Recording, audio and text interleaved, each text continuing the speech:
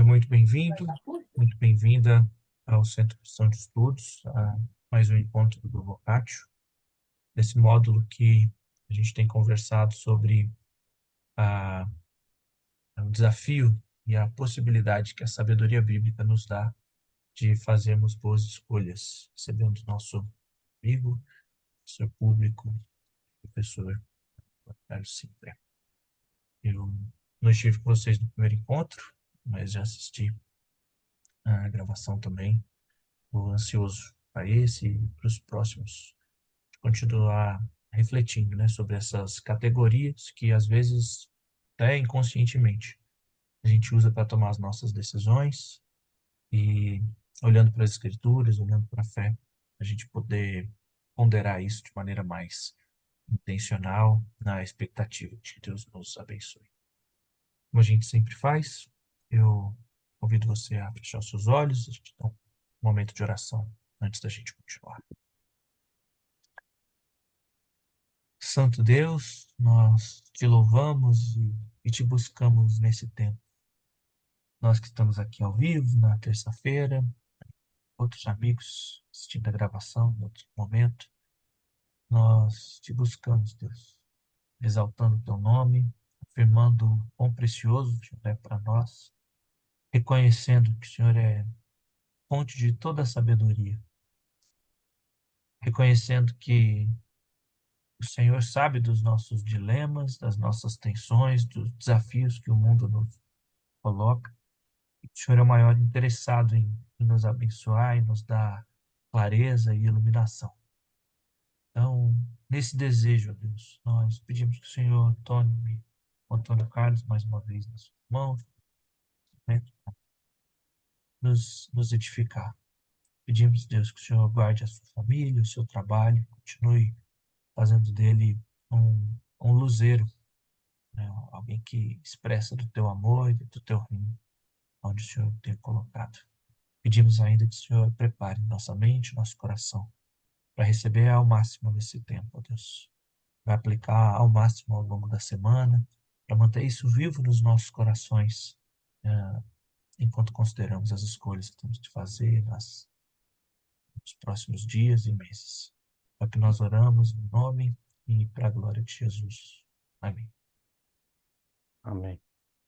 Fique à vontade, Antônio. Obrigado, André. Bom, gente, aqui eu coloquei o tema que eu já tenho que dizer logo de cara que essa palavra para mim é muito ruim. Eu não gosto dela porque ela não expressa aquilo que eu quero dizer. Mas se eu colocasse outra palavra aqui, aí ninguém ia entender sobre o que eu quero falar hoje, porque essa é a palavra que é utilizada para esse assunto, livre-arbítrio. E é uma questão indispensável para a gente enfrentar na medida que nós procuramos entender escolhas de sabedoria. Ora, quando a gente fala em escolhas, necessariamente eu tenho alguma liberdade para ter optado entre A e B, ou entre A, B, C e D. Então, eu preciso ter opções, eu preciso ser livre de algum modo para poder fazer essas opções. Não há de se falar em escolha sem falar sobre esse assunto. E é o que a gente vai conversar hoje, e em breve, muito em breve, vocês já vão começar a perceber por que que eu acho ruim esse termo. Mas o que que eu queria fazer com vocês? Eu gostaria de passar por diversas concepções. Eu poderia dizer concepções de mundo, mas eu acho que não é a forma mais adequada. Eu diria concepções do próprio ser humano, como que essas escolas e essas correntes veem a si mesmo, o próprio ser humano, o próprio ser, nesse momento de tomada de decisão. E cada um tem uma proposta diferente. São propostas muito radicais, porque elas implicam uma escolha por um determinado caminho. A gente precisa conhecer essas propostas para depois a gente juntar tudo isso e tentar entender como é que a gente pode conciliar essa percepção com a percepção do self, do ser humano, da inteireza daquele que Deus criou a sua imagem e semelhança. Muito bem, então eu começo aqui com essa primeira percepção do automatismo cerebral. Tinha várias citações que eu poderia colocar aqui, e sem dúvida, o mais importante autor é o Daniel Wegner. Ele escreve um livro que eu li alguns anos atrás, o nome dele é ah, The Illusion of Conscious Will, ou seja, a ilusão de que nós temos um- uma vontade consciente.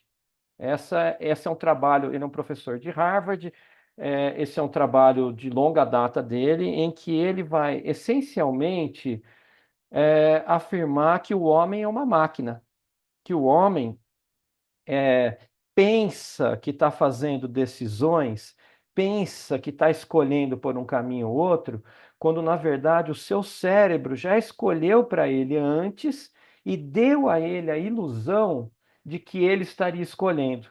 E que a escolha é, na verdade, um mero processo ilusório de que a gente decidiu por alguma coisa quando tudo já foi decidido por uma programação prévia do nosso cérebro.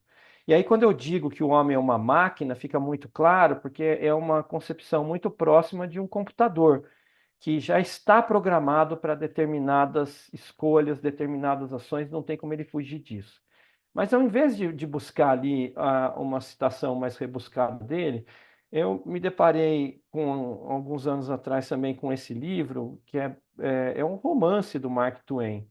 E muito, muito antes de toda essa percepção hoje científica que o Daniel Wegner tenta trazer, ele trata isso lá século atrás, nesse romance, dizendo o seguinte: eu vou ler para vocês. O homem-máquina.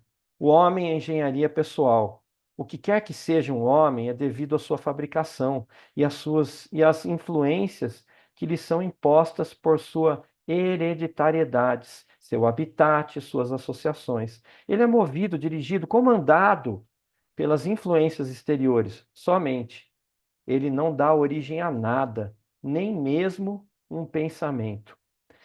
Esse livro é um diálogo entre um homem velho e um homem novo. Então, o menino tem várias aspirações, ele pensa no mundo de uma forma assim, cheia de sonhos, e o homem velho, na verdade, vai jogando balde de água fria nele o tempo inteiro. O diálogo, na verdade, é todo assim. É alguém supostamente mais sábio, explicando por que que aquela pessoa pensa daquele jeito e mostrando como que quando ele tiver com a idade dele, ele vai pensar diferente. Esse é o mote do livro, né? Ah, e aqui ele mostra essa ideia muito clara, que o homem, na verdade, já está pré-determinado para várias, várias coisas. Ele é simplesmente uma máquina. Uma outra concepção que a gente pode trazer é essa concepção da programação genética. E aqui eu coloquei sim uma citação de um expoente dessa ideia, que é o Richard Dawkins. Ele é conhecido como um dos quatro cavaleiros do Apocalipse, porque não nesse livro em si, que é a tradução do português é o Gênio Egoísta. Esse livro ele é muito mais técnico, muito mais preocupado em passar essa visão dele de uma programação genética, mas no livro dele, de uns 20 anos depois, que ele fala, como é que é esse livro? Ah, Puxa, me sumiu o nome agora, mas é um ataque direto. É um livro. Minha esposa está gritando aqui. Como que é? Isso, desculpa. Pronto. Sempre bom aqui, a esposa sempre complementa. É o Delírio de Deus.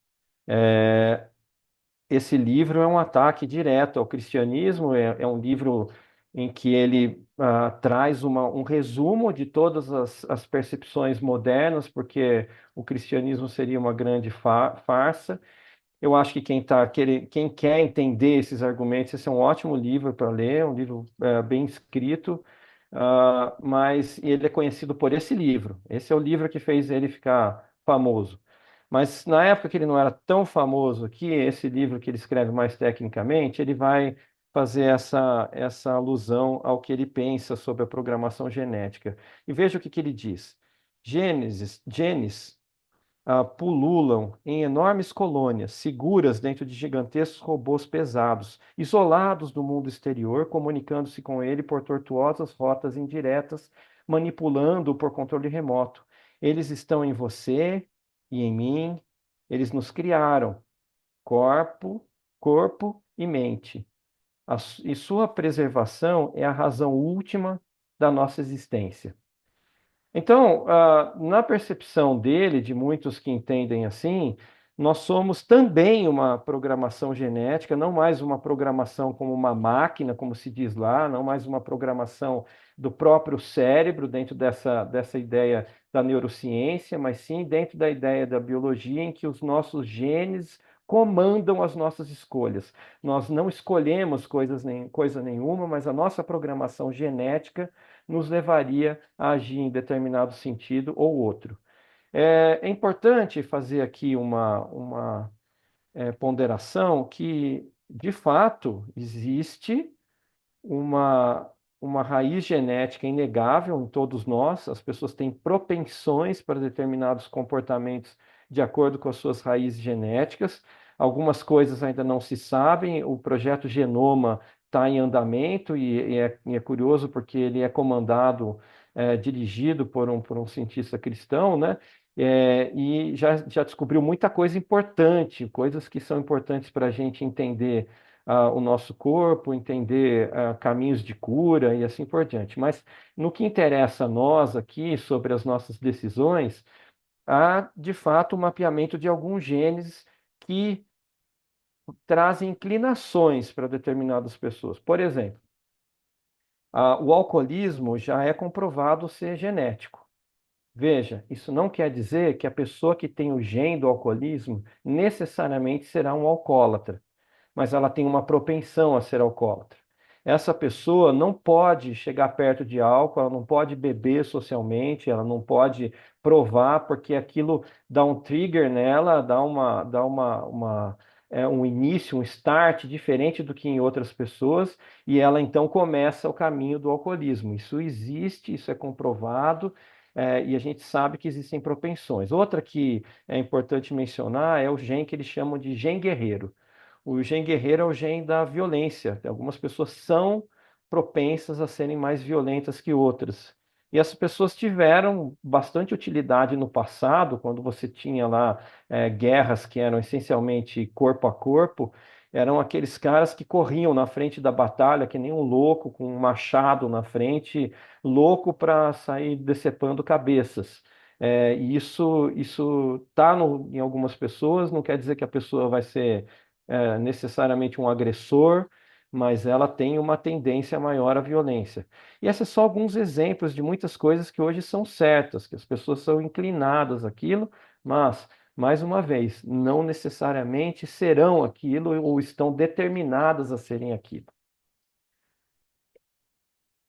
Aqui eu faço uma pausa antes de ir para uma outra concepção, para a gente entender que ambas as concepções que a gente conversou até agora, seja de um automatismo cerebral voltado para essa ideia da neurociência, em que o cérebro seria o comandante do nosso ser, como também na ideia biológica em que os genes nos controlam, nos comandam, nos programam, ambas as concepções podem ser associadas a ideia do materialismo moderno. Quando eu falo em materialismo, eu não estou dizendo sobre esse uso mais comum que a gente faz no dia a dia, de dizer que as pessoas são muito ligadas ao material, aquilo que é, que é produto de consumo. Não, quando eu me refiro ao materialismo, eu estou me referindo a uma percepção do ser humano como exclusivamente matéria, ou seja, dentro da primeira visão que a gente viu, do automatismo cerebral, do nosso cérebro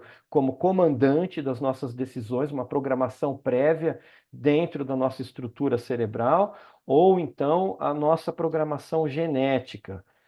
Tudo isso remete a uma ideia de um homem exclusivamente matéria e exclui toda a transcendência. Muito bem, transcendência não, todo transcendente, né? Tá sendo mais preciso. Ah, E o que que é que a gente tem aqui como slide, que eu trago como uma crítica muito bem feita do Francis Schaeffer, dos tempos que a gente vive, quando ele diz o seguinte: se partirmos do homem sozinho e apenas as coisas individuais do mundo, os particulares, somente o problema será de como atribuir qualquer sentido final adequado às coisas individuais. Se não podemos atribuir qualquer sentido final à pessoa, para mim, o indivíduo, qual poderia ser a razão de viver e qual haveria de ser a base para a moral, valores e leis? Se partirmos de atos individuais em vez de um absoluto, o que poderia nos dar uma certeza real do que é certo e do que é errado acerca de qualquer ação individual? Veja, perceba o que ele está dizendo aqui. Esse livro, ele parte de uma crítica à construção da nossa sociedade em cima da percepção aristotélica que foi influenciar toda a escolástica, que é um período da teologia cristã.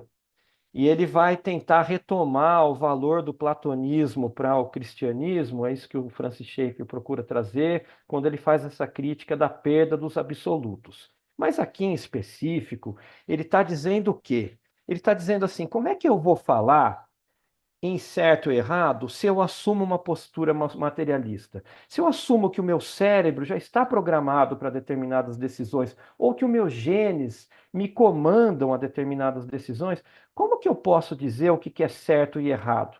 Porque, afinal de contas, existiria uma programação universal de certo e errado se eu estou fadado àquilo que a minha particular programação me diz?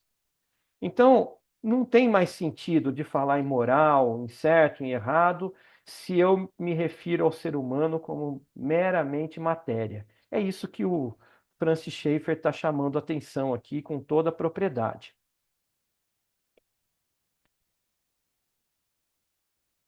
Espera aí que não está mudando.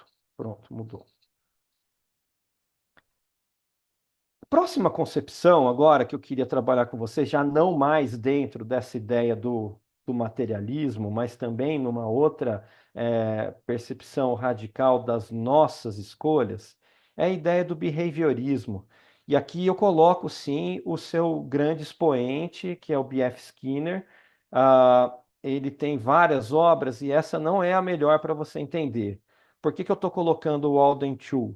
O Walden Two é um romance onde ele tenta aplicar a sua teoria dentro de uma história em que existe um personagem que quer manipular toda a sociedade. E ele vai utilizar a própria técnica do behaviorismo para fazer com que as pessoas escolham aquilo que ele quer que as pessoas escolham. O que o behaviorismo diz? Diz que você tem formas de condicionar a pessoa a agir em determinado sentido. Mas ele diz isso porque ele parte do pressuposto de que nós somos um produto social, que a sociedade nos moldou e que a cultura em que nós estamos inseridos nos comanda a agir em determinado sentido ou em outro. Nós não somos seres que escolhem, que são livres, mas seres que foram pré-determinados pelo meio. Essa é a ideia. Veja, enquanto aquelas primeiras posições colocam que nós somos pré-determinados por aquilo que está em nós, ou por aquilo que nós somos como matéria, o behaviorismo vai dizer que nós somos pré-determinados por aquilo que é um produto social, que a sociedade faz. Bom, nesse trecho ele vai dizer o seguinte: um filósofo do laissez-faire, deixa eu explicar. A história do laissez-faire, laissez-passer é uma concepção filosófica francesa que diz que você pode deixar as coisas acontecerem livremente, porque a própria liberdade freia a liberdade. A própria liberdade impede que aquilo que é opressor da liberdade venha acontecer. O próprio meio social segura tudo aquilo que é fora daquilo que é bom. Muito bem. Então ele diz assim: Um filósofo do laissez-faire que confia na bondade e sabedoria inerente do homem comum é incompatível com o fato observado de que os homens são feitos bons ou maus, sábios ou tolos pelo ambiente em que crescem. Mas o que vem primeiro? Perguntei. A galinha ou o ovo? Os homens constroem a sociedade e a sociedade constrói os homens. Por onde começamos? Não é uma questão de começar. O começo já foi feito. É uma questão do que deve ser feito a partir de agora. Ou seja, ele diz: olha, o que veio primeiro? Não sei, mas não importa. Como é que nós vamos utilizar dessas ferramentas para condicionar as pessoas a fazerem aquilo que é bom para a sociedade? Claro, dentro desse romance, ele vai mostrar que a pessoa que está buscando condicionar o que é bom para a sociedade também está buscando condicionar as pessoas a escolherem aquilo que é bom para ele. Outra percepção de algum tipo de condicionamento das nossas ações está prevista nas próprias Escrituras.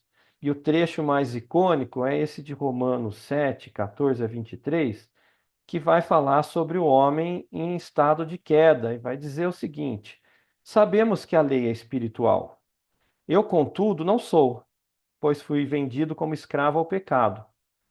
Não entendo o que faço, pois não faço o que desejo, mas o que odeio. E se faço o que não desejo, admito que a lei é boa. Nesse caso, não sou mais eu quem faz, mas o pecado que habita em mim. Sei que nada de bom habita em mim, isto é, em minha carne, porque tenho o desejo de fazer o que é bom, mas não consigo realizá-lo. Pois o que faço não é o bem que desejo, mas o mal que não quero fazer. Esse eu continuo fazendo. Ora, se faço o que não quero, já não sou eu quem faz, mas o pecado que habita em mim. Assim, encontro esta lei que atua em mim. Quando quero fazer o bem, o mal está junto de mim, pois no íntimo do meu ser tenho prazer na lei de Deus, mas vejo outra lei atuando nos membros do meu corpo, guerreando contra a lei da minha mente, tornando-me prisioneiro da lei do pecado que atua em meus membros. Então, aqui ele dizendo sobre um condicionamento, ou talvez aqui uma inclinação ao pecado e uma dificuldade de escolher livremente aquilo que eu gostaria de fazer. Todas essas concepções que a gente viu até agora têm isso em comum. De algum modo, desnaturar a ideia do livre-arbítrio. E daí a razão porque eu comecei dizendo que essa palavra não é boa. Quando a gente fala em livre-arbítrio, a gente está dizendo que a gente é livre para fazer as escolhas. E a gente percebe, tomando com mais força ou menos força cada uma dessas posições, que a gente não é totalmente livre.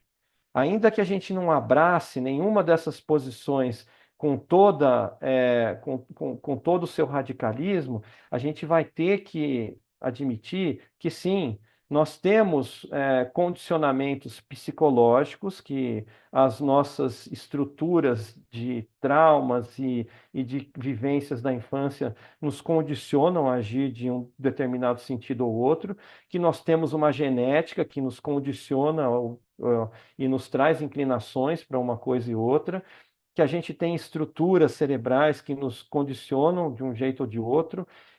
Eu gostaria até de trazer com mais profundidade essa história dos estudos que se fazem da estrutura do cérebro, como a sua formação se dá, mas acho que aqui a gente perderia muito tempo. Mas o fato é que nós temos isso também como uma realidade. A gente tem a realidade da influência cultural, a gente tem a realidade da influência do meio, da nossa família, e nós temos a influência do pecado. E tudo isso mostra que nós não somos totalmente livres para as nossas escolhas. Agora, quando a gente fala em escolha, e a gente está trabalhando sobre isso, ou quando a gente fala sobre responsabilidade, ou mesmo quando a gente fala que nós podemos ser condenados pelas nossas ações, necessariamente a gente tem que assumir que nós temos algum grau de liberdade, algum grau de escolha que pode ser, de algum modo, punido, porque se não fosse assim, nós não seríamos responsáveis pelos atos que nós praticamos. Se nós fizéssemos qualquer coisa ruim, nós não poderíamos ser condenados por ninguém, porque afinal de contas não seríamos nós que estaríamos fazendo, mas seja lá o que for, seja o pecado, seja o cérebro, seja o gene, seja o que a sociedade fez de nós, o fato é que não seríamos nós fazendo essas escolhas. E isso a gente não consegue conviver com essa ideia, nem do ponto de vista social, das nossas organizações sociais, nem nas pregações mais básicas que a gente faz do Evangelho, porque a gente precisa de algum grau de liberdade para poder afirmar a responsabilidade do homem ou até mesmo afirmar a possibilidade de arrependimento. E é nesse sentido que a gente vai continuar caminhando aqui. E aqui eu trago mais uma vez uma citação do Schaeffer, quando ele diz o seguinte: a postura cristã não é que inexista um elemento de condicionamento na vida humana, e sim que o condicionamento não consegue, de modo algum, explicar o que as pessoas são em sua totalidade. Para um determinista, entretanto, se retirássemos todo o fardo de condicionamento das costas do ser humano, ficaríamos sem o homem em si mesmo. Vemos aqui como o homem moderno está sob tensão, o que talvez seja mais visível entre estudantes. O homem moderno deseja ser livre para criar o seu próprio destino, por mais que imagine saber que esteja determinado. E aqui vem a contradição das coisas, né? Quando eu li esse livro do Daniel Wegner, que ele fala sobre a ilusão das nossas escolhas, e ele vai tentando provar por uma série de experimentos que, na verdade, a gente não escolhe coisa nenhuma, e o que aqui a gente tem é uma ilusão que a gente está escolhendo, algo que o cérebro já escolheu por nós. Eu ficava pensando, então tá, então quem me garante que isso que você acabou de escrever também não é uma ilusão? Quem me garante que isso que você acabou de escrever não é simplesmente a programação do seu cérebro? Quem me garante que eu posso chegar à conclusão que isso é verdade ou não, se tudo no final das contas é uma programação e uma ilusão? O próprio argumento se desfaz na medida em que você coloca o argumento sob as condições da teoria. É, e, de certo modo, é isso também que o Schaeffer está dizendo aqui quando ele diz isso. O homem moderno deseja ser livre para criar o seu próprio destino, por mais que imagine saber que esteja determinado. Então, a gente não pode andar com os dois campos radicais sendo afirmados. Não é possível dizer que a gente não tem liberdade e, ao mesmo tempo, dizer que a gente pode ser condenado. Não é possível dizer que a gente esteja condicionado e, ao mesmo tempo, dizer que a gente é livre para fazer o nosso próprio destino. A gente precisa ter coerência nas nossas afirmações. Aqui eu trago uma outra percepção que é muito fora do nosso meio. É importante a gente entender como que culturas que não sofreram a influência cristã entendem essas coisas. Eu acho isso muito relevante. Veja, sempre que a gente faz uma crítica ao pensamento moderno, de algum modo a gente está fazendo uma crítica ao cristianismo, porque o cristianismo é a base do pensamento moderno ocidental. Nós temos séculos de história construídos sobre o cristianismo. Então, tudo que a gente tem hoje, de algum modo, é fruto das influências do cristianismo, diferente do que acontece no mundo oriental. No mundo oriental, que o cristianismo não construiu a sua história e pensamento, a gente pode então analisar e verificar como que o homem pensou a si mesmo e ao mundo e construiu a sua visão fora dos pressupostos cristãos. É isso que eu quero fazer um pouquinho aqui com vocês para a gente exercitar esse pensamento. Vamos lá. Primeira coisa que eu queria trazer para vocês é como que os desejos são vistos no budismo. Porque quando a gente fala em escolhas, a gente está falando também em desejos. A gente escolhe de acordo com os nossos desejos. E no budismo, a percepção que se tem das coisas é que os desejos precisam ser reprimidos, aniquilados. O estado de nirvana, que é aquele estado que você alcança a plenitude do seu ser, é quando você desliga completamente desse mundo e você não se importa com mais nada. Você não tem mais desejo para com nada. E aqui tem uma questão importante, até para a gente entender algumas falácias, quando a gente vê hoje em dia se falando que todas as religiões pregam o amor, é uma mentira, quando a gente vai olhar pelo menos o que, que a gente entende por amor.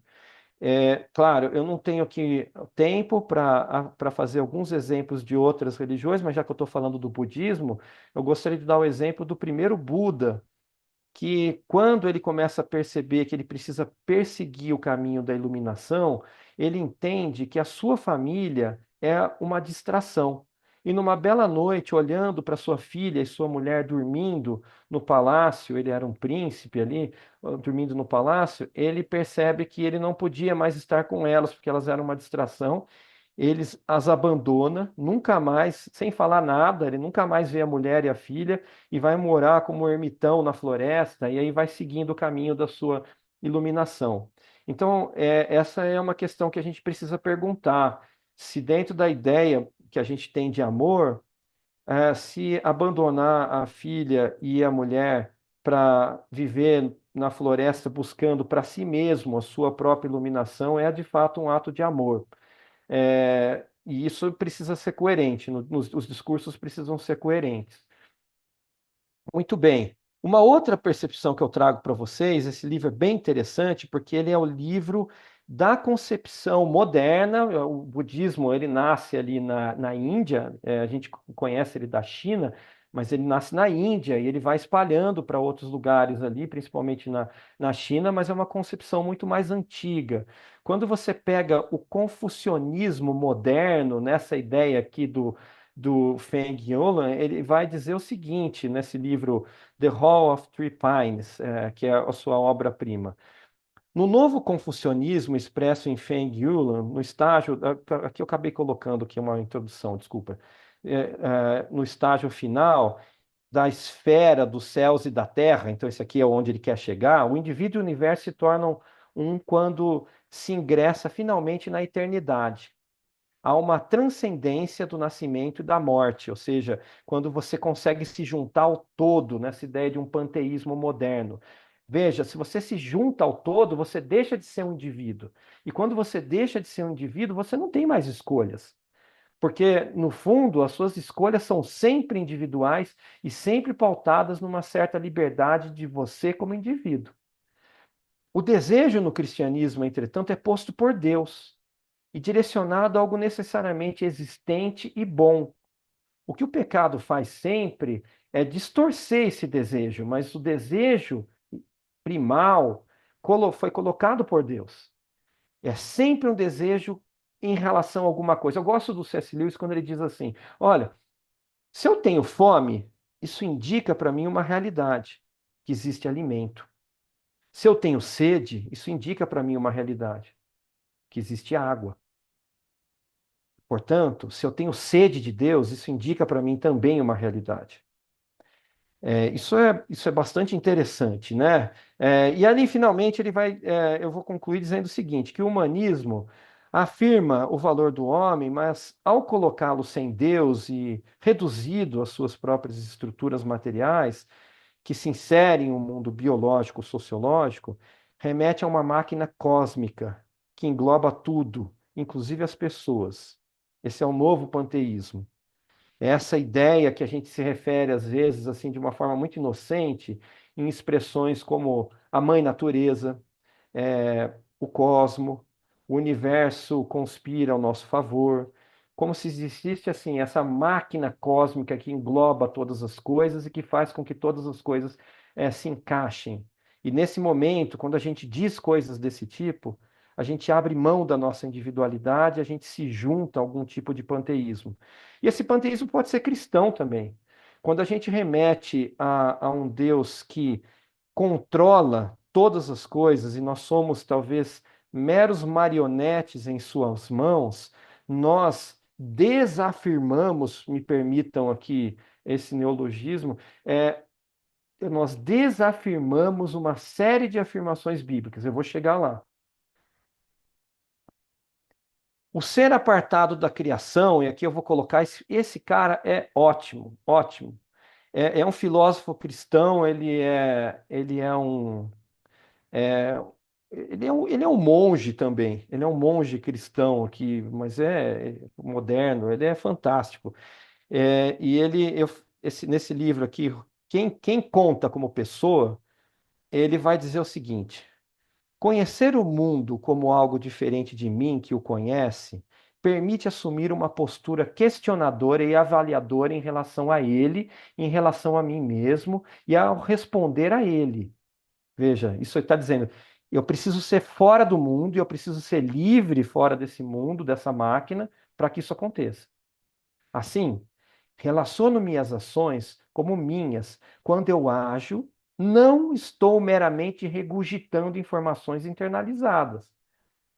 Como uma consciência centrada, posso fazer afirmações nelas e, através delas, minhas ações incorporam-me e me expressam. O que eu sou, quem eu sou, elas são revelações, elas revelam minha realidade pessoal, minhas intenções conscientemente escolhidas, minha vida moral.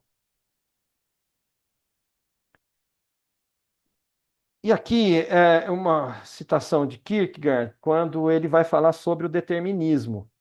E, e ele está fazendo também uma crítica à igreja da sua época, a sua. Ele era muito crítico da igreja da sua época, era uma influência calvinista ali onde ele vivia. E ele vai dizer o seguinte: o determinista, o fatalista são desesperados que perderam o seu eu, porque para eles só há necessidade. Sucede-lhes o mesmo que aquele rei esfomeado, porque todos os alimentos se transformavam em ouro. Ele está falando de Mídias aqui, né? Aquele conto da mitologia grega. A personalidade é uma síntese de possível e de necessidade. Essa afirmação é super forte, mas não dá para a gente entrar aqui. A sua duração depende, pois, como a respiração, de uma alternativa de inspiração e expiração. O eu do determinista não respira, visto que a necessidade pura é irrespirável e asfixia inteiramente o eu. O desespero do fatalista consiste em ter perdido o eu ao perder Deus. Carecer de Deus é carecer de eu. Bom, e aqui vem perguntas chaves aqui para a gente juntar o que a gente conversou até agora. Afinal, nossa capacidade de decisão é realmente livre? A gente já viu que a gente não é totalmente livre, que a gente tem uma série de condicionamentos, e espero que isso tenha ficado claro até agora. Pode falar em livre-arbítrio? Então, aqui a minha crítica ao livre que eu deixei em caixa alta. O que é alma para você e como ela interage com o corpo físico? Como podemos definir o que somos em essência? E essa pergunta agora remete para um outro lado perigoso, quer dizer que nós somos a nossa alma, que a nossa essência é a nossa alma. É como se o nosso corpo fosse só uma máquina comandada por essa alma. E a gente percebe como que o nosso corpo é importante para as nossas decisões, tanto por conta das nossas estruturas genéticas, que de algum modo influenciam ou nos trazem inclinações para determinados sentidos da vida, né? Então, há pessoas certamente inclinadas a um determinado pecado mais do que outras. É claro que um homem que tem mais testosterona, ele está inclinado mais a pecados sexuais do que um homem que tem menos testosterona. Um homem que tem o gene da violência está mais inclinado a pecados ligados à violência do que ao outro que não tem.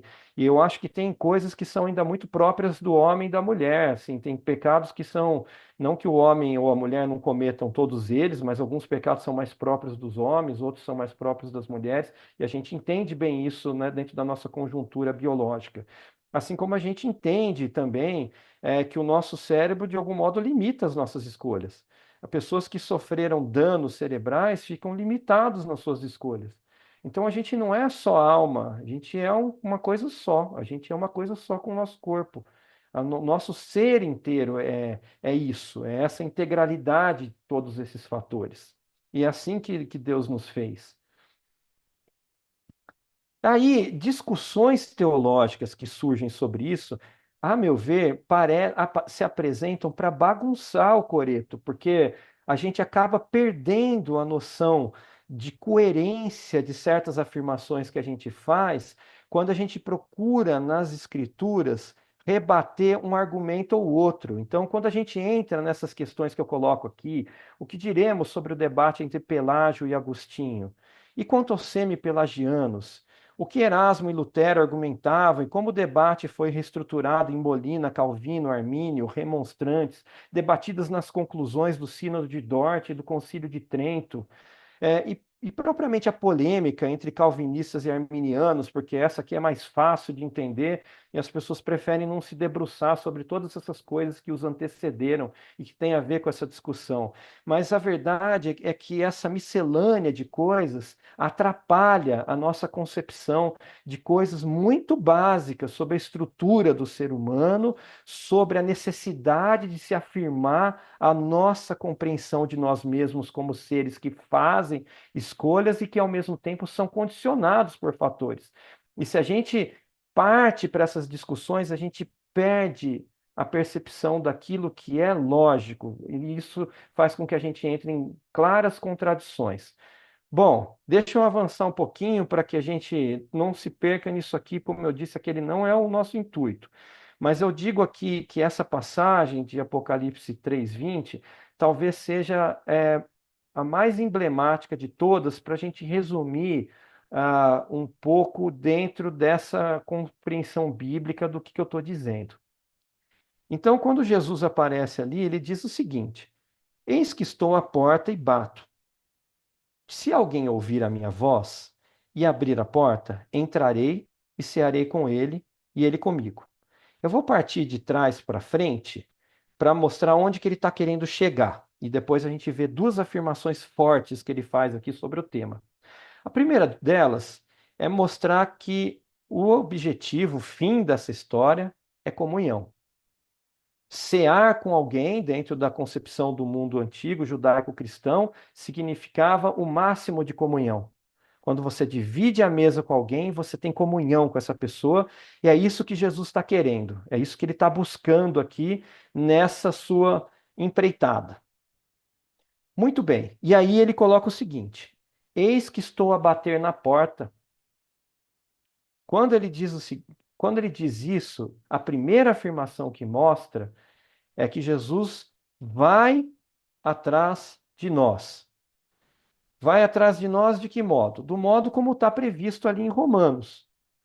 Em Romanos, quando Paulo vai falar de passagens como vasos de honra e vasos de desonra, ele começa afirmando as escolhas que o homem fez por Deus ou não. Quando ele começa dizendo ali no capítulo 1, a partir do versículo 19, que podendo, que verificando a grandeza da sua criação, escolheram não lhe render graça, que escolheram viver longe dele, que escolheram se lançar aos seus desejos. Ao mesmo tempo, ele vai dizer que Deus não faz acepção de pessoas. E dentro dessa compreensão, ele também vai dizer que ignoras que a misericórdia de Deus é que conduz ao arrependimento. E nisso tudo, Jesus se apresenta aqui, dentro desse contexto, dizendo: Estou a bater na porta. Mas ele não arromba a porta. Ele não se apresenta com uma graça irresistível. Ele não chega de um modo que, olha, não tem como você me resistir. Ele bate, espera que a gente abra. Ele condiciona. Se alguém ouvir a minha voz e abrir a porta, se, só assim, se a pessoa decidir abrir a porta, aí sim ele vai ter comunhão. E essa é uma afirmação importante, porque isso diz tudo sobre o caráter de Deus. Eu vou chegar nisso, essa é a minha conclusão, porque é a parte mais importante, porque se a gente quer entender quem nós somos dentro dessa nossa estrutura de decisão, a gente precisa entender o caráter de Deus. E aqui no ensino de Agostinho, ele vai complementar essa ideia dizendo o seguinte, no livro dele sobre livre-arbítrio: Se nosso Salvador tivesse apenas dito, vigiai para que não entreis em tentação, ele pareceria ter feito nada além de admoestar a vontade do homem. Mas uma vez que ele acrescentou as palavras e orai, ele mostrou que Deus nos ajuda a não entrar em tentação. É para a liberdade da vontade do homem que essas palavras são dirigidas. Filho meu, não rejeites a disciplina do Senhor. Ou seja, ele está dizendo aqui, é para a liberdade, porque você pode sim rejeitar ou não. E o Senhor disse: Eu, porém, roguei por ti para que a tua fé não desfaleça. Assim, o homem é assistido pela graça, a fim de que a sua vontade não seja inutilmente ordenada. Isso é muito legal, porque ele mostra que essa é uma relação. Não é um comando de Deus, como se nós fôssemos marionetes, mas também não é uma ação de mérito nossa, desassistida da graça. Bom, e aí vem a questão do arrependimento, porque o arrependimento talvez seja o maior ícone de tudo isso que a gente está falando. O que que é arrependimento dentro dessa concepção tão própria do cristianismo? Se a gente fosse parar para pensar e falar assim, cita aí 5 palavras que são assim, sei lá, você está escrevendo um artigo sobre cristianismo e lá em cima, nos artigos científicos, a gente tem que colocar lá 5 palavras-chave para que pudesse fazer algum tipo de remissão. Então, você está falando tudo sobre o cristianismo, que palavra-chave você vai colocar? Sem dúvida, uma delas é arrependimento. Outra possivelmente é graça. Mas se eu falo em arrependimento, eu falo necessariamente de uma escolha. Por que que eu estou dizendo isso? Vejam só. Eu posso pegar comunidades de animais que vivem de forma maravilhosamente organizada. Está sempre presente nas fábulas que eu leio para os meus filhos a ideia das formigas, como cada uma tem uma função, das abelhas também. Como que elas trabalham de forma ordenada, como que elas são estruturadas dentro de sociedade para viverem bem. Mas veja, não tem como você virar para uma abelha, por exemplo, e falar assim: olha, essa abelha, veja só, ela fez uma escolha, ela se arrependeu de uma vida de comunidade, de agregamento junto da sua colmeia e decidiu ser uma lone rider. Ela decidiu sair pelo mundo, se aventurando e conhecendo outros povos, outros reinos. Ela não pode fazer essa escolha. Ela sempre será uma abelha e agirá como uma abelha. Tem um documentário do Netflix maravilhoso, desses que você tem vontade assim de se render em adoração depois que você assiste, que mostra sobre o nosso planeta. O nome é esse, o nosso planeta. E ele mostra assim algumas espécies de animais em lugares assim que a gente não é aqueles básicos, sabe? Lá do Net Geo que fica mostrando o leão correndo atrás do viadinho ali, aí pega lá, depois mostra lá ele repartindo a carne com os outros, aqueles bichos que a gente está acostumado, são lugares remotos. Foi um trabalho muito bem feito. E você vai olhando aquilo, nossa, eu nem sabia que isso existia. E aquilo vai te dando assim um maravilhamento da dimensão de como que Deus foi construindo esse mundo. E isso, aquilo me levava naturalmente assim a adorar depois que eu terminava de assistir. Eu estou dizendo isso porque tem uma cena que eu não sei, não lembro se está na primeira ou na segunda temporada, mas eu acho que está na segunda. A primeira é muito melhor que a segunda, mas essa acho que está na segunda. E ele mostra o seguinte: ele mostra uma ilha onde as tartarugas vão desovar. Então elas colocam os ovos lá. Para que ela coloque o ovo lá, ela precisa ter percorrido um percurso de 2.000 quilômetros ao longo dos oceanos. Ela tem que ir lá no lugar lá longe para poder comer uma determinada alga para que ela possa formar o casco dela. Depois ela precisa comer lá uma outra coisa para ela poder começar a formar a estrutura do ovo. E assim ela vai indo, passeando, porque só tem naqueles lugares muito distantes. Depois de rodar 2.000 quilômetros, ela volta para a mesma ilha em que ela nasceu e coloca o ovo e vai embora, porque a tartaruga não choca. Chega uma determinada hora do ano, esses ovos começam a eclodir. e eles começam a eclodir sempre na mesma época. E na hora que eles estão eclodindo, a ilha fica infestada de predadores. Ao redor dela tem um monte de pássaro rondando, esperando as tartaruguinhas saírem para comer as tartarugas. Veja, os pássaros também sabem a hora que o ovo vai eclodir.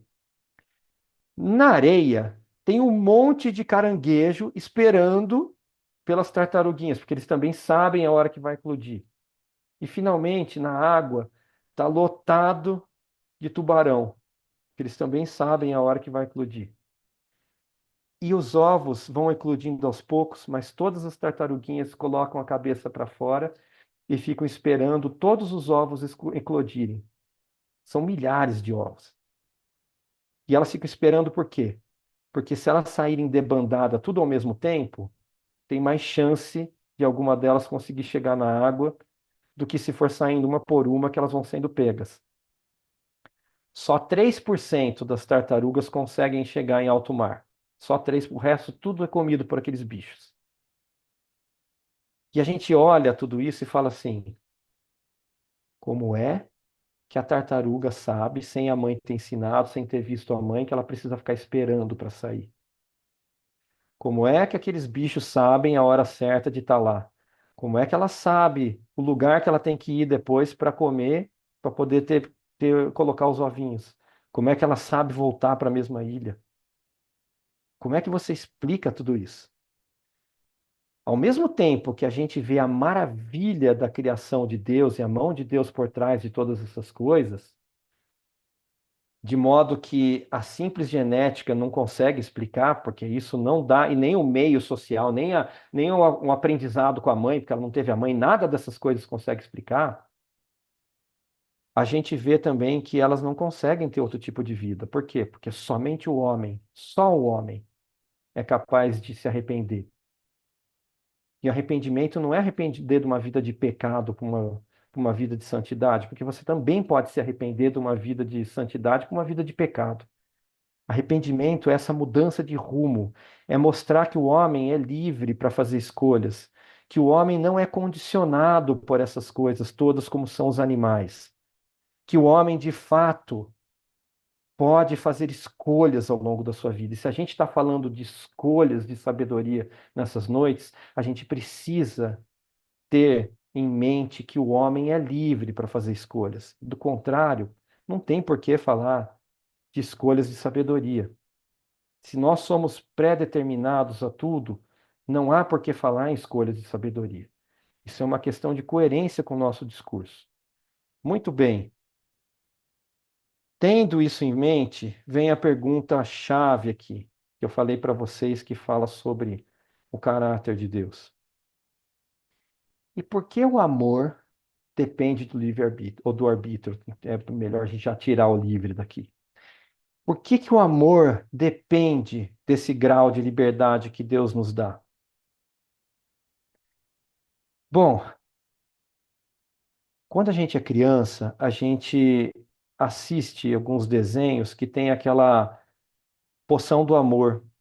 E aí tem uma determinada bruxa, seja lá o que for, que entrega uma poção de amor para alguém, ele coloca, ele dá para a pessoa amada tomar e aquela pessoa fica apaixonada por ele. A pergunta que se faz quando a gente amadurece é: aquilo é amor? Alguém que não escolheu estar com aquela pessoa, que simplesmente foi condicionado por completo por aquela poção do amor, isso é amor? A pergunta que está por trás de tudo isso, no fundo, é dizer qual é o conceito de amor que nós temos no cristianismo. E aqui a gente tem duas percepções. Aqui a visão materialista de mundo vai dizer o seguinte: o amor é apenas uma reação química, uma explosão causada por neurotransmissores, o prazer pela dopamina, uma obsessão pela serotonina. Em uma versão menos científica, chama que arde sem se ver. Essa é a percepção materialista de amor. Qual é a percepção cristã de amor? Na visão cristã, é mais do que o amor ao bom samaritano. Porque o bom samaritano, quem é? O seu próximo.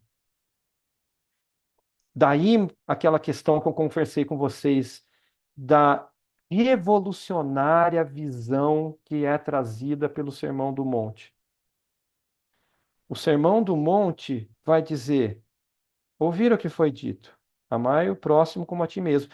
Mas é fácil amar o próximo, porque afinal de contas ele pensa como você, ele tem a sua percepção de mundo, ele convive com você, você compartilha de coisas semelhantes, de ideias semelhantes, de gostos semelhantes. Então, enfim, esse amor ao próximo é um amor materialista.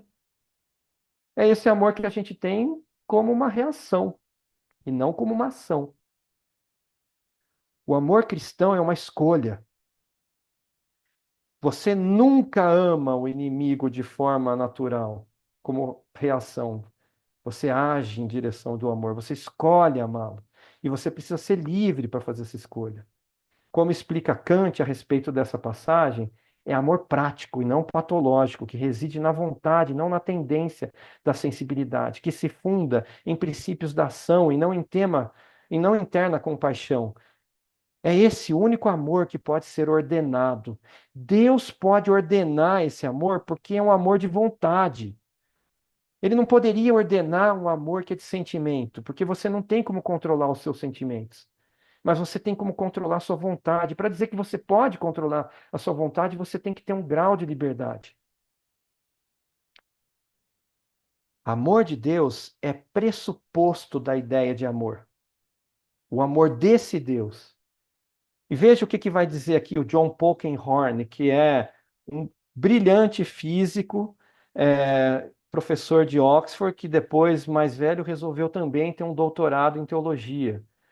E, e ele diz o seguinte, morreu recentemente. Ele diz o seguinte: uma ideia teológica muito importante está associada a este insight.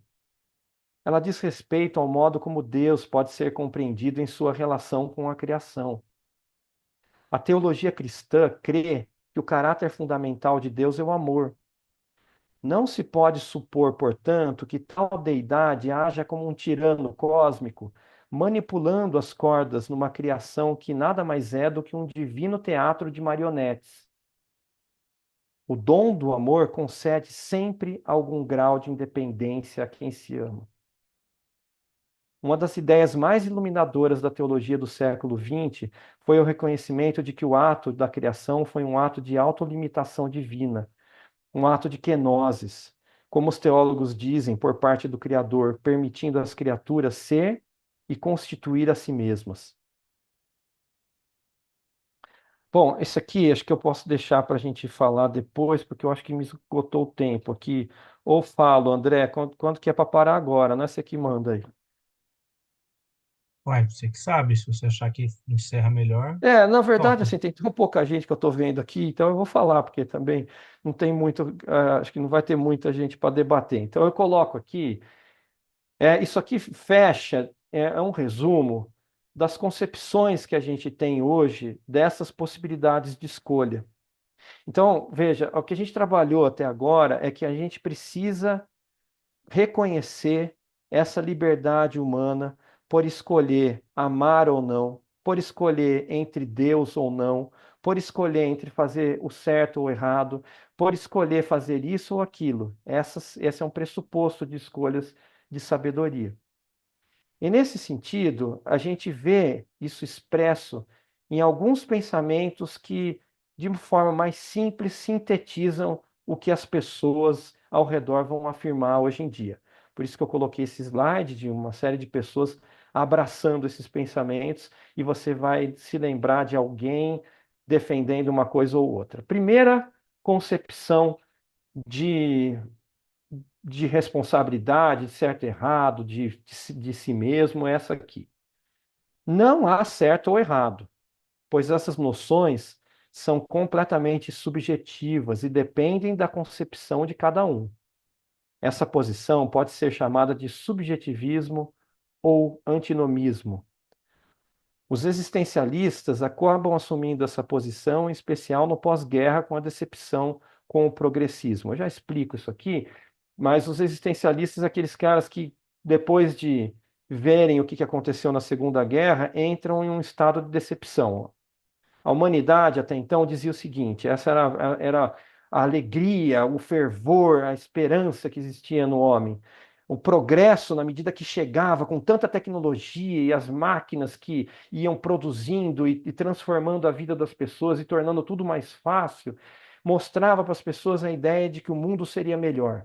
E uma ideia que crescia é que, na medida em que também, que além da nosso conforto, da nossa estrutura material está melhorando, o mundo também melhoraria em seus valores, as pessoas mais educadas compreenderiam melhor o que é certo e errado, e o mundo se organizaria de modo que no futuro tudo se encaixasse bem. Essa é a ideia do progressismo que surge no começo do século passado. Quando o progresso é aplicado para construção de máquinas destruidoras de vidas, como aconteceu na Primeira e na Segunda Guerra Mundial, um grande balde de água fria jogado nesse movimento, os existencialistas reagem a tudo isso e trazem essa ideia: olha, na verdade é isso, o ser humano é isso, não tem certo e errado, cada um pensa o que quer, o importante é a gente achar um sentido para a nossa vida. E por isso que é o existencialismo que vai dizer que o sentido é você que dá. Segunda concepção, há um certo e errado, mas ele depende da cultura. Uma sociedade irá dizer, dentro de suas regras sociais, criadas pela cultura específica, o que é certo e o que é errado. Há quem diga que é toda a raça humana que afirma o que é certo e o que é errado, e quem diz isso é para poder dizer que existe um certo universal, mas ainda assim está dizendo que isso vem da própria raça humana, da própria sociedade humana e assim por diante. Terceira percepção. Há regras universais que antecedem a própria cultura. Essa posição se divide em duas. A primeira vai dizer que as regras universais não são absolutas, não são categóricas e não há exceção para elas. A ação é valorosa, desculpa. Essa primeira posição vai dizer que são categóricas, são absolutas e não há exceção para elas. A ação é valorosa se respeita o princípio universal. E a segunda posição vai dizer que as regras universais muitas vezes se chocam. E sendo assim, é preciso verificar qual das ações protege o bem de maior valor. 4. São as circunstâncias do caso concreto que irão dizer o que é certo e o que é errado. E, portanto, não há um certo e um errado que antecede a situação. Apenas princípios que devem dirigir a investigação. Essas são posições que as pessoas defendem por aí afora, e o importante é a gente compreender elas e ser coerente nas nossas afirmações. No fundo, é a minha maior preocupação dentro do cristianismo, porque o que eu vejo é que as pessoas se firmam em certas frases prontas e aí elas acabam sendo incoerentes, porque elas não estão pensando no problema macro, elas só pensam na frase pronta que parece resolver, ou melhor que tudo, parece indicar o que é ser verdadeiramente um cristão. E aí começam a ver as incoerências. As frases, as afirmações começam a se chocar. E o que a pessoa sustenta começa a desmoronar pelas suas próprias afirmações. Isso tem sido extremamente comum no discurso cristão. E aí uma coisa que a gente precisa trabalhar. Bom, André, é isso. Toca lá. Obrigado, Antônio. Mas eu quero saber agora, na sua opinião, qual das quatro? Eu tô com a três aqui. Fiquei com a três. Mas 3 qual? 3.1 ou 3.2? tendendo a 3.2, mas precisando pensar mais para ser categórico. É. Então, é, teria que trabalhar isso aqui um pouquinho melhor, mas para ser bem objetivo, eu ficaria entre a 3.2 e a 4. Você pode ver que ela é bem parecida. As duas são bem parecidas. É, elas indicam escolas diferentes, por isso que elas precisam ser colocadas assim, de forma separada, porque elas têm pressupostos diferentes. Elas partem de pressupostos diferentes. Mas se a gente não olha a contribuição de cada uma delas, alguma coisa fica faltando. Então, como você colocou na 3.2, eu vou dizer por que que a 4 é importante, porque a despeito da gente ter alguma noção absoluta sobre certo e errado em algumas circunstâncias, há diversas pontuações que nos colocam em xeque, que a gente precisa olhar para aquilo e falar assim: e agora? Eu tenho essa afirmação que eu concordo com ela, eu posso afirmá-la com certeza, mas eu tenho uma outra também, e as duas estão em choque agora. E agora eu preciso dar uma solução. Como é que eu resolvo essa questão, né? É, esse talvez seja o dilema que as pessoas têm dificuldade de fazer. Eu não vou deixar sem exemplo, não, tá? Isso acho que demanda exemplo, mas eu vou dar exemplo na próxima aula. A gente vai trabalhar alguma coisa disso aqui que vai ilustrar para a gente o que eu estou falando. Ok. É, quero abrir para quem tiver que fazer considerações também, mas talvez puxando, eu gostei muito dessa concepção do ser humano como, dentro da visão de mundo cristão, né, como aquele que é apto a se arrepender, né? Ele era apto para errar, para queda, e ele é apto a se arrepender. Agora, assim, acho que lança bastante luz, assim. Gosto dessas concepções que olham para o caráter de Deus e falam, né, de que o caráter amoroso de Deus, ele acaba o ato de criar, né? Se Deus ama algo externo a ele mesmo, ele acaba se vulnerabilizando. A partir do momento que ele cria algo para além dele e resolve amar aquilo, naturalmente ele se faz um pouco mais vulnerável do que era antes, assim. Mas é uma vulnerabilidade típica do amor, né? É a vulnerabilidade daquele que ama, assim. Isso é bonito. Legal, André. E essa ideia do arrependimento, eu gosto dela quando a gente pensa na voz que clama no deserto, naquele que aplana os caminhos do Senhor, porque o discurso de João Batista, que é esse discurso que vai colocar as coisas em eixo, em perspectiva, é essencialmente um discurso de arrependimento. Precisa começar ali. É ali que começa o caminho. É o prólogo do Evangelho, né? Arrependei-vos. Na verdade, assim, vem junto, né? Arrependei-vos porque o reino chegou, assim, é o resumo do Evangelho. É. E aproveitando que o Tarsis está aqui, eu tenho conversado bastante com o Tarsis sobre inteligência artificial, porque ele conhece tudo do assunto e eu estou começando a aprender. E eu estou assim, estou fazendo um curso de 80 aulas de inteligência artificial. E eu estou já assim, é online, né? Então vai me dando lá, estou em 16% só e pensando, 80 aulas, eu não sei o que vem mais pela frente ainda. Mas eu vou escutando no caminho. E uma coisa que me chama atenção, assim, é isso. Eu fico vendo o que ela pode fazer, o que ela não consegue fazer, mas essa é uma das coisas. Ela não tem condição de se arrepender. Ela simplesmente, se não deu certo com você, ela joga de outro jeito. Mas arrepender não. O processo de aprendizado dela não é por meio do arrependimento. Agora, o Antônio, no, bom, deixa eu aproveitar aqui. Vocês estão me ouvindo, né? Então, Então, ok. Não, esse item 4, né, que são as circunstâncias do fato concreto que vão determinar o que é certo e o errado. Bom, o que me faz assim pensar, e me perdoem assim a minha ingenuidade, mas acaba que a, a percepção, a consciência, o evento assim do fato concreto, ele vai nos envolver em diferentes estágios do amadurecimento, do desenvolvimento, né? Quer dizer, o fato concreto para uma determinada pessoa, sei lá, que vive num determinado lugar simples, sem muito acesso a muita informação, etc.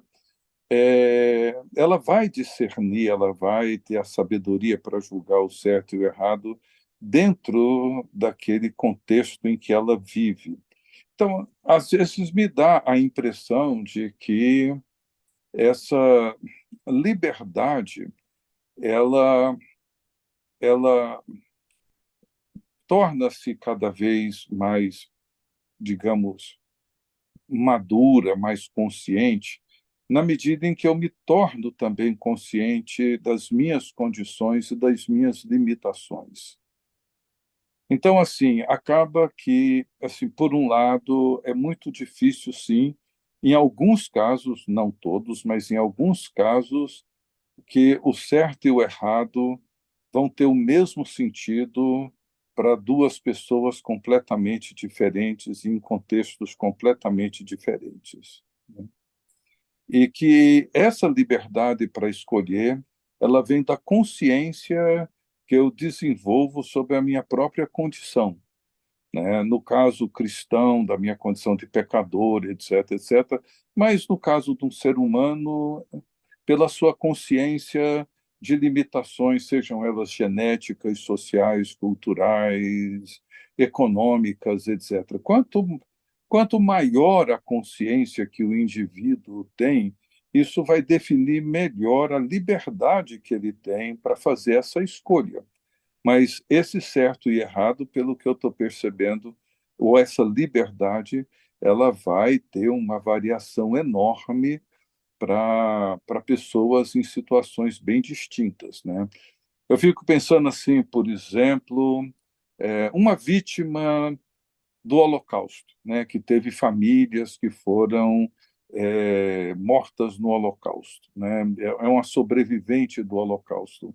Provavelmente o conceito dela de certo e errado para determinadas situações vai ser muito diferente do meu conceito de certo e errado para as mesmas condições e para as mesmas circunstâncias.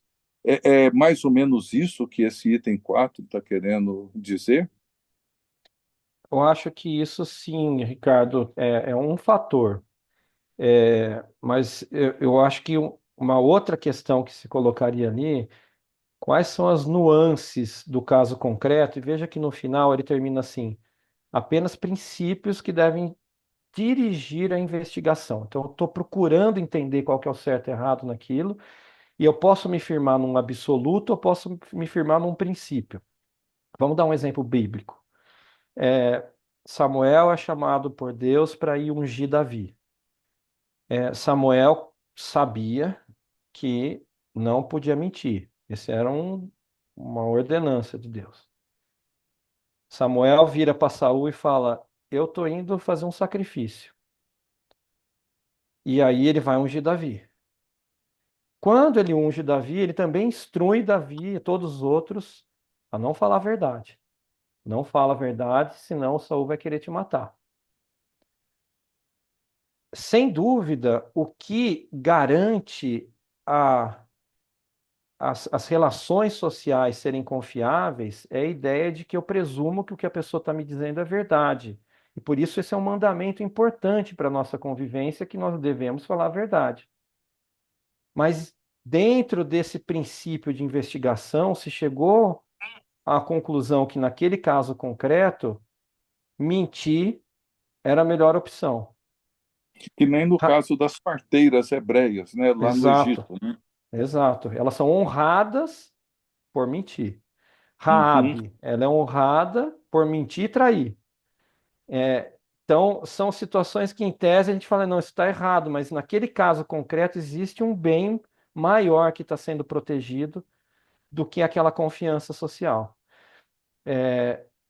Esse tipo de sabedoria que a gente precisa ter quando a gente olha para as escrituras, para que a gente possa entender que Deus tem um plano maior em tudo isso, tem algo que Ele está protegendo, tem um bem que Ele está protegendo, tem algo que tem mais valor do que outras coisas. E essas não são escolhas fáceis, são essas escolhas que são escolhas de sabedoria. São essas que a gente precisa pautar e a gente precisa buscar os mecanismos de investigação para que a gente possa chegar a uma conclusão sábia. É.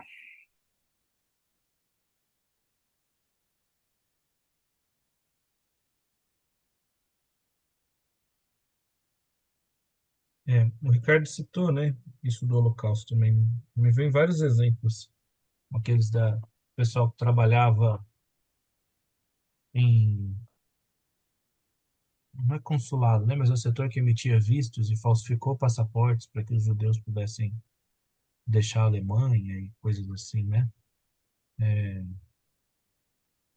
Tem até uma medalha emitida pelo Estado de Israel sobre isso. Né? A medalha chama, acho que Justo das Nações, ou Justo das Nações, Justo para nas Nações.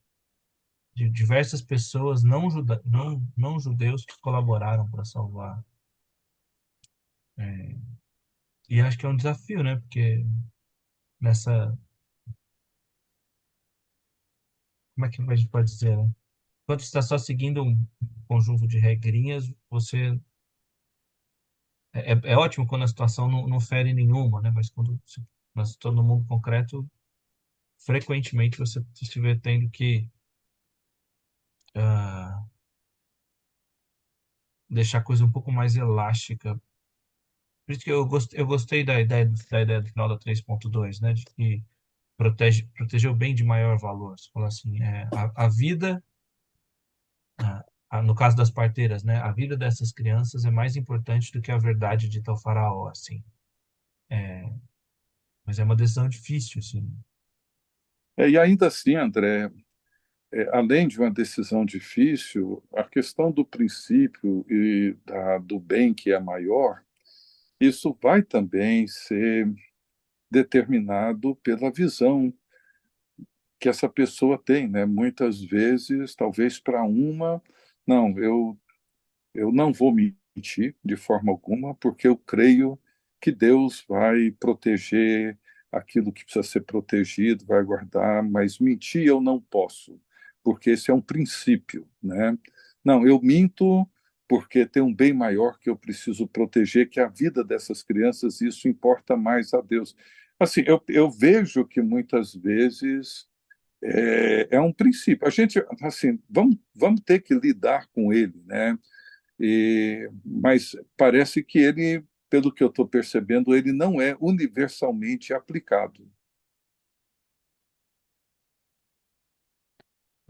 Por isso que eu gosto, é uma passagem de Colossenses. Ela, para mim, é a chave hermenêutica dessas coisas. E é o sonho de consumo de todo juiz, viu, Tarsis? Ela diz assim, no dia, acho que é, acho que é no capítulo 1, versículo 5, não lembro aqui, mas ele fala assim, no dia em que Deus julgará a intenção do coração dos homens. Esse tipo de julgamento é o julgamento que nenhum homem consegue fazer. O que que você tinha de intenção por trás daquilo? Uhum, uhum. Porque às vezes você tem o mesmo ato, né? Teve um tempo atrás que aconteceu na mesma semana, tinha acontecido na mesma semana isso em Brasília e ficou muito marcado na minha cabeça. Tinha um pessoal que estava fazendo racha, e aí um cara perdeu o controle, foi lá, atropelou uma pessoa na calçada e matou. Nessa mesma semana, uma mulher estava tendo um ataque cardíaco, começou a acelerar e correr para chegar no hospital. E ela perdeu o controle, entrou na calçada e matou uma pessoa. Ambas praticaram exatamente a mesma coisa. Aceleraram, perderam o controle, mataram alguém. Mas a intenção de cada uma é diferente. E aí o direito fica criando assim ficções. Ele fala em culpa consciente, em dolo eventual. Então a diferença dos dois é assim: o dolo eventual, eu não estou nem aí se aquilo acontecer, eu vou fazer de todo jeito. A culpa consciente, eu percebo que vai acontecer, mas eu creio que não vai acontecer. Como é que um juiz pode dizer o que estava passando na cabeça da pessoa? É uma ficção. Ele pega assim, não, nesses casos a gente vai considerar, mas sempre uma ficção. O julgamento de Deus é perfeito. Por que que você fez aquilo? Qual era a intenção do seu coração? Inclusive, Deus, ele vai monitorando essas intenções e cuidando com misericórdia até mesmo delas, que é o que acontece ali com Caim e Abel, quando ele vira e fala: Olha, Caim, eu estou percebendo a intenção do seu coração, mas cabe a você controlá-la. Deus intercede até nisso. Então, é uma. Deus não está só no estágio final, onde ele vai julgar a intenção do coração. Ele está nos auxiliando no processo de tomada de decisão, revelando as intenções do nosso coração, tentando nos fazer compreender. Agora, no final das contas, Caim teve uma decisão. Deus podia ter falado assim: não, não vou deixar você matar, de jeito nenhum. Não, tá, ele que decidiu no final. Mas Deus estava presente em todo o processo. E por isso que eu acho legal também aquela citação que eu coloquei de Agostinho, que a graça de Deus nos assiste em nossas decisões. Ela não nos controla, mas ela nos assiste. Amém.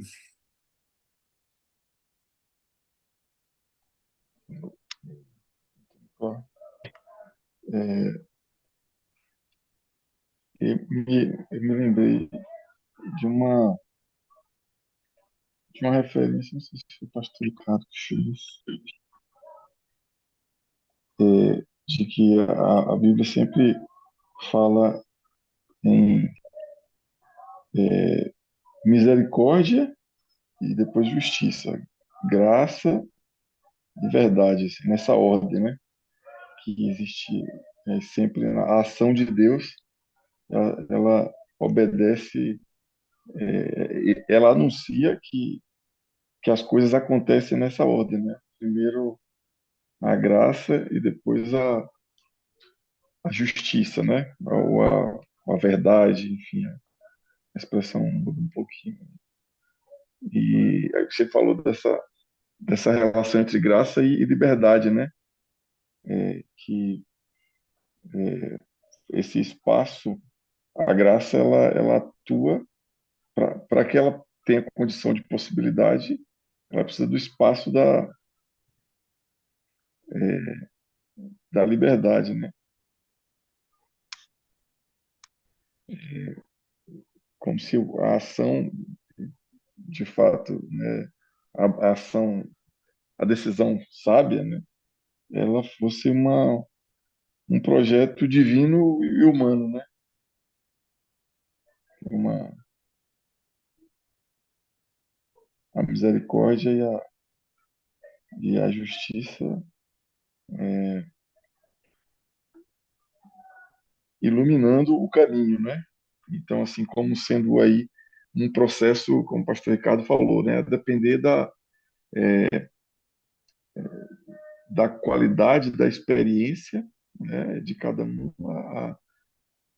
o princípio usado vai ser, pode não coincidir, né, mas é como se, de fato, fosse um crescente, né, como nós estamos acostumados no nosso jargão jurídico da espiral, né, a ideia do juiz Hércules, né, que é aquele que vai uma cadeia de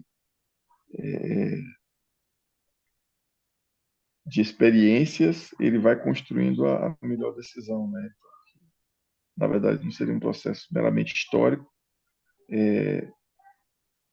mas ele é um processo ainda, é isso, a graça de Deus nos dá essa liberdade nessa hora.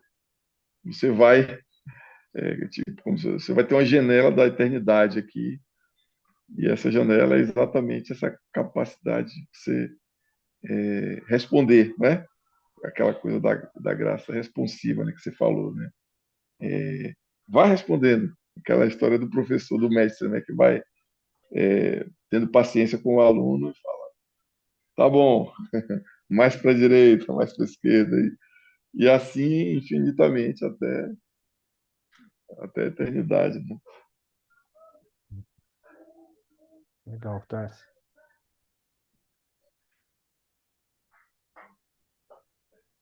Mais alguém, gente? Queria fazer alguma reação, algum comentário?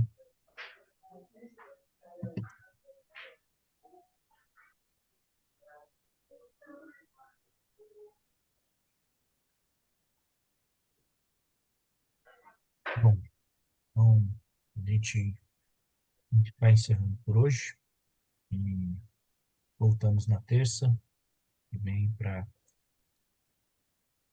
na expectativa dos exemplos aqui e a gente continuar passeando e nessa reflexão. Antônio, muito obrigado. Cabeça coçando aqui, mente coçando com algumas das coisas. Vou pedir para você enviar para a gente esses slides, se você puder, para a gente revisitar essas citações. E ficamos na expectativa aí dos próximos encontros. Tá uma turma boa do jurídico aqui, né? Estamos aqui com a Márcia, lá de Goiânia, a Márcia procuradora, Tarso juiz, o Antônio defensor. Mas vai ficar bom esse negócio, vai melhorar ainda muito nas próximas 2 semanas. A Márcia vai estudar inteligência artificial também, então tá bom.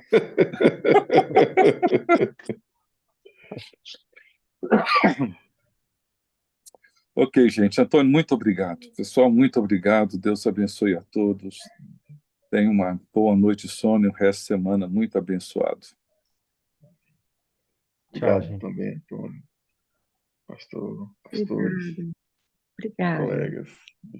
Boa noite.